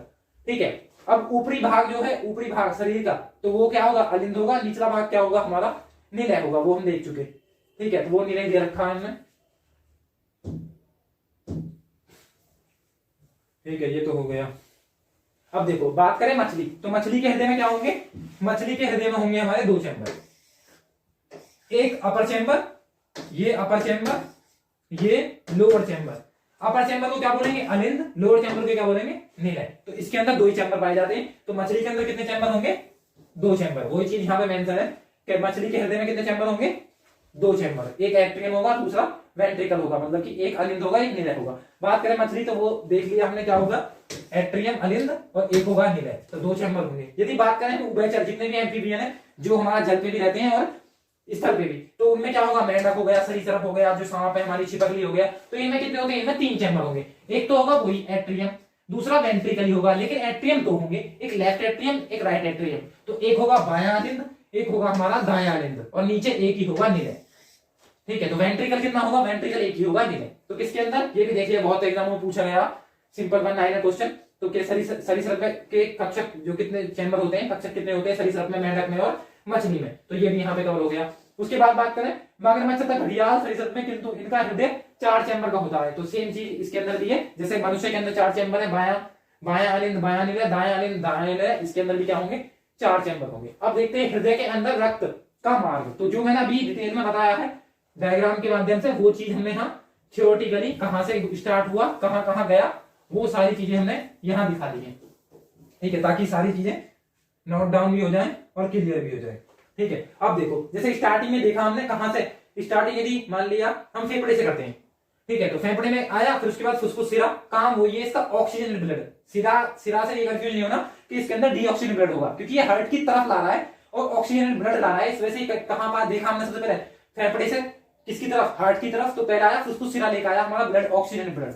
उसके बाद कहां आएगा, एंटर कहां करा, हार्ट के अंदर कहां एंटर करा सबसे पहले, तो हमारा पहले बायां लिंब, फिर दायां लिंब, उसके बाद ऑर्गन्स, उसके बाद क्या आ जाएगा हमारा, फिर से हमारा इधर दायां लिंब, फिर दायां निलय। ठीक है, तो सेम चीज यहाँ पे, पहले कहां आया, फुसफुस सिरा, उसके बाद कहां आया हमारा बायां लिंब, बायां लिंब के बाद बायां निलय, फिर महाधमनी, फिर धमनी, फिर छोटी धमनी, फिर कोशिका जो शैल बताया था हमने, उसके बाद छोटा सिरा, फिर महासिरा, फिर दाहिना लिंब, और दाहिना लिंब के बाद कहां जाएगा, फिर महासिरा, दाहिना लिंब यहाँ गया, और फिर दाहिना निलय, फुसफुस धमनी। यही साइकिल क्या होगी, रिपीट होगी। ठीक है, और ये चीज हमने यहाँ लिखी थी। अब बात करें इस कक्षक को, इसमें सब चीज सारी चीज के लिए 4 वाल्व होते हैं, 4 ही कक्षक होते हैं। ठीक है, तो एंटर कहां से करेगा, सबसे पहले एंटर कहां से करेगा हमारा जो महासिरा। यदि बात करें इधर से ऑक्सीजन, पहले क्या आएगा, ऑक्सीजनेटेड ब्लड आएगा। ठीक है, मान लिया यहां से एंटर किया, तो क्या है, ये फुसफुस सिरा है। ठीक है, इसके थ्रू आया, फिर क्या आएगा, फिर पहले यहाँ पे क्या होगा, ये वाल्व है। ठीक है, 1 डायरेक्शनल यूनिडायरेक्शनल वाल्व है, इसके अंदर आएगा। तो फिर क्या होगा, इसमें पहले बायां लिंब में, फिर बायां निलय के बाद क्या आएगा, बायां निलय में। ठीक है, फिर निलय का काम क्या है, चाहे वो बायां निलय हो चाहे दायां निलय हो, इसका काम बस एक ही, पंपिंग करना, मतलब पंप करना, पंप करके उसका प्रेशर बढ़ा के ऑर्गन्स तक भी भेजना। और यहां से जो हमारा दायां निलय है, इसने जो पंप किया था, इसका काम था जो हमारा वो था लंग्स तक पहुंचाना। अब ये जो हम बीपी हाई बीपी लो देखते हैं, उसके अंदर प्रेशर इधर का क्यों हाई रखते हैं, मतलब कि ऑक्सीजन ब्लड का जाने का, मतलब कि हार्ट से ऑर्गन तक पहुंचाने का हाई रखते हैं, जबकि ऑर्गन से हार्ट तक पहुंचाने का लो रखते हैं। क्योंकि यदि यहाँ की बात करें प्रेशराइज करना है, लेकिन यहाँ की बात करें तो यहाँ तो हमें बॉडी के सारे ऑर्गन्स तक पहुंचाना, तो प्रेशर ज्यादा चाहिए। लेकिन यदि इसकी बात करें इस तरफ तो इस तरफ तक कहीं ना बराबर में 2 है हमारा, यहाँ हार्ट है, यहाँ लंग्स है, तो लंग्स तक पहुंचाना है, इतने प्रेशर की जरूरत क्या आती है, यहाँ पे 80 mm ऑफ Hg और यहाँ 120 mm ऑफ Hg। ठीक है, तो वो भी देख लिया। तो ये हमने डायग्राम के माध्यम से पूरा देख लिया, ज्यादा टाइम नहीं होते इस पे। अब देखो जो बीपी लो, जो हमने कॉन्सेप्ट स्टार्टिंग में बताया था, उसमें कि बीपी हाई क्या है, हाइपरटेंशन क्या है, बीपी लो क्या है और कैसे होता है। ठीक है, पहले मेन चीज, सबसे पहले बॉडी के ऑर्गन्स तक पहुंचाने के लिए जिस प्रेशर के साथ हम उसे धकेल रहे हैं, ताकि बॉडी के सारे पार्ट तक वो पहुंच जाए ब्लड, तो वो तो होना चाहिए हमारा रियल नॉर्मल इंसान का कितना होना चाहिए, वो होना चाहिए हमारा 120। ठीक है, तो वो होना चाहिए हमारा कितना, 120 mm ऑफ Hg। ठीक है, क्या है ये, यूनिट है प्रेशर की, दाब की। ठीक है, और जो लोअर लिमिट है, अपर लिमिट, ये लोअर लिमिट ये होनी चाहिए हमारी प्रेशर की, बीपी की। ठीक है, लेकिन यदि ये बढ़ जाती है, ये इंक्रीज कर जाती है, तो दोनों ही, यदि थोड़ी थोड़ी इंक्रीज कर जाती है तो हाइपरटेंशन, और दोनों ही डिक्रीज कर जाती है तो हाइपोटेंशन। ठीक है, ये है। अब बात करें बीपी यदि बढ़ रहा है तो क्या होगा, हाइपरटेंशन, बहुत सारी चीजें, तली भुनी चीज मत मारो, नमक कम कर दो उस टाइम पे, ठीक है। तो वो क्या हो जाएगा, वो नॉर्मली घरेलू नुस्खे से भी क्या हो जाएगा, कम हो जाएगा ना, तो बहुत सारी मेडिसिन होती है वो ले लो। तो इसका मतलब यहाँ की बात करें तो यहाँ पे क्या दिखाई दे रहा है हमें, ये दिखाई दे रहा है हमें यहाँ पे 140 और 90। इसका मतलब बीपी क्या हो गया, बढ़ रहा है, ये भी बढ़ गया हमारा सिस्टोलिक। सिस्टोलिक का मतलब है जिस प्रेशर के साथ हमने जो पूरा ब्लड है बॉडी के ऑर्गन्स तक भेजा है वो है हमारा सिस्टोलिक, क्या बोलते हैं सिस्टोलिक प्रेशर। और यदि बात करें डायस्टोलिक, तो डायस्टोलिक का मतलब होता है, डायस्टोलिक का मतलब है अनुशीतल, मतलब कि जो कम प्रेशर है, जिस प्रेशर के साथ हमारे बॉडी के सारे अंगों से हमारा ब्लड कहां आ रहा है, डीऑक्सीजनेटेड ब्लड कहां तक आ रहा है, हार्ट तक आ रहा है या फिर हमारे लंग्स तक आ रहा है, तो वो 80 है। तो यदि ये दोनों बढ़ रहे हैं एमएमओ एचजी में होगा तो इसे क्या बोल देंगे, हाइपरटेंशन, मतलब कि हाई बीपी बोल देंगे, ठीक है। और यदि इसी में क्या होगा, ये कम हो गया, 120 होना चाहिए, यहाँ पे कितना दिखाया हुआ है, 90 दिखाया हुआ है, यहाँ पे 80 होना चाहिए, 60 दिखाया हुआ है, इसका मतलब क्या है, बीपी लो है, हाइपोटेंशन है। तो जहां पे हाइपर आए, हाइपर का मतलब क्या होता है, हाइपर मत हो, गुस्सा मत करो, ठीक है। बढ़ रहा है यदि तो क्या बोल देंगे, उसे बोलेंगे हाइपरटेंशन, हाइपर, ठीक है। और यदि कम हो रहा है तो उसे बोलेंगे हाइपोटेंशन, ठीक है। तो बीपी लो, ये क्या है, ये है लो, और ये क्या है, ये है हमारा हाई। अब यदि बात करें इसकी, तो यदि ब्लड काउंट की बात करते हैं तो वो तो आ जाता हमारा हेमेटोसाइटोमीटर। जैसे बात करते हैं ब्लड की, जो अध्ययन करते हैं, स्टडी करते हैं, उसे क्या बोलते हैं, हेमेटोलॉजिस्ट। और यदि इनके अध्ययन, ब्लड के अध्ययन को क्या बोलते हैं, हेमेटोलॉजी, ठीक है। तो ऐसे ही यदि इसकी बात करें तो ये क्या है, ये डिवाइस देखी होगी, ये मैकेनिकल भी होती है, ये डिवाइस डिजिटल भी आने लगी है अब। तो ये क्या है, ये है हमारा स्फिग्मोमीटर। तो स्फिग्मोमीटर, कभी डॉक्टर के पास गए हो तो वो क्या होता है, ये सबसे पहले प्रेशर बढ़ाएगा, मान लिया 200 mm ऑफ एचजी तक पहुंचा दिया, यहाँ लगाने के बाद, इसका डायग्राम भी है। तो स्फिग्मोमीटर जब आप डॉक्टर के पास जाओगे, जाने के बाद चेक करता है, दो चीज उसके पास कॉमन होती है, एक तो ये स्फिग्मोमीटर और एक आला, ठीक है, जिसे हम क्या बोल देते हैं, स्टेथोस्कोप। जैसे यहाँ की बात करें तो ये हो गया हमारा, यहाँ देखते हैं तो इसमें क्या है, तो ये तो है डिजिटल, जो कि अब कोरोना के टाइम पे ज्यादा चल गया, ठीक है। तो ये क्या होगा, ये डिजिटल है, तो इसमें तो नॉर्मली पता चल जाएगा, लगाया हमने, बांधा बाजू में, कसा, और कसने के बाद क्या पता चलेगा, अपना आप ये पहले प्रेशराइज कर लेगा, उसके बाद धीरे धीरे प्रेशर को छोड़ेगा, तो इसमें पता चल जाएगी हमें कितना है प्रेशर। तो ये तो हो गया डिजिटल। लेकिन इससे पहले और आज भी ये यूज हो रहा है, तो ये मैकेनिकल है हमारा स्फिग्मोमीटर, आज भी इसी का यूज होता है। क्या करेगा, पहले वो कस देगा, यहाँ कसने के बाद क्या करेगा, उसे प्रेशराइज करेगा, प्रेशराइज करने के बाद जब तक ये बढ़ रहा है, जब तक तो बढ़ाता रहेगा प्रेशर, मान लिया 200 mm तक उसने प्रेशर बढ़ाया, ठीक है। तो फिर उसके बाद क्या करेगा वो, उसके बाद धीरे धीरे इस प्रेशर को क्या करेगा, ड्रॉप करेगा। ड्रॉप करने के बाद कान में आला लगा लेगा, मतलब आला मतलब कि स्टेथोस्कोप, तो स्टेथोस्कोप लगा लेगा। तो उसमें क्या आएगी, पहले सबसे पहले डब डब की आवाज सबसे पहले जब सुनाई देगी, तो वहां से पता चल जाएगी कि हाई, जो हमारा इसका हाई प्रेशर है, जो सिस्टोलिक प्रेशर है वो कितना है, वो वहां पे पता चल जाएगी इतना है, ठीक है। उसके बाद जहां पे, क्योंकि उसमें आवाज आती है, और जहां पे आगे ये आवाज तो आती रहेगी कंटिन्यू, उसके बाद जहां ये आवाज डब की आवाज आएगी कुछ, वहां पे पता चल जाएगा कि हाँ ये तो इसकी हाई लिमिट है, ठीक है, मतलब अपर लिमिट है। फिर उसके बाद जहां पे ये आवाज आनी बंद हो जाएगी तो वो उसकी लो लिमिट है, तो उससे पता चल जाएगा, इसे डॉक्टर को क्या पता चल जाएगा कि इसकी जो अपर लिमिट है वो कितनी है, लोअर लिमिट कितनी है। यदि 120/80 है तो नॉर्मल है, 120/80 से ज्यादा है तो क्या है, हाइपरटेंशन है, और कम है तो क्या आएगा, हमारा हाइपोटेंशन है। अब देखो, जैसे मान लिया ये भी मैंने स्टार्टिंग में बताया था, इसका रीजन क्या है, इसे हम नेक्स्ट वीडियो में देखेंगे, वैसे तो ना तो वीडियो बहुत ज्यादा लंबी हो जाएगी, इसमें देखेंगे। मान लिया हम डॉक्टर के पास जाते हैं, डॉक्टर क्या करता है, इसमें से पहले क्या निकालता है, तो इंजेक्शन लेने के बाद पहले थोड़ी सी जो उसके अंदर मेडिसिन भरी हुई है, जो दवाई है उसके अंदर, उसे थोड़ा निकाल देता है ताकि उसके अंदर एयर ना जाए, ठीक है, क्योंकि एयर यदि गई तो हेपरिन अपना काम करना बंद कर देगा और ब्लड क्लोटिंग स्टार्ट हो जाएगी। कभी कभी होता है ना, बहुत दर्द होता है इंजेक्शन लगाने के बाद बाजू में, क्योंकि यहाँ पे क्या हो गई, यहाँ पे ब्लड क्लोटिंग क्या होगी, शुरू हो गई, क्योंकि हेपरिन तब तक रहेगा जब बॉडी के अंदर हेपरिन है तब तक, क्योंकि वो एंटी कोगुलेंट है, एंटी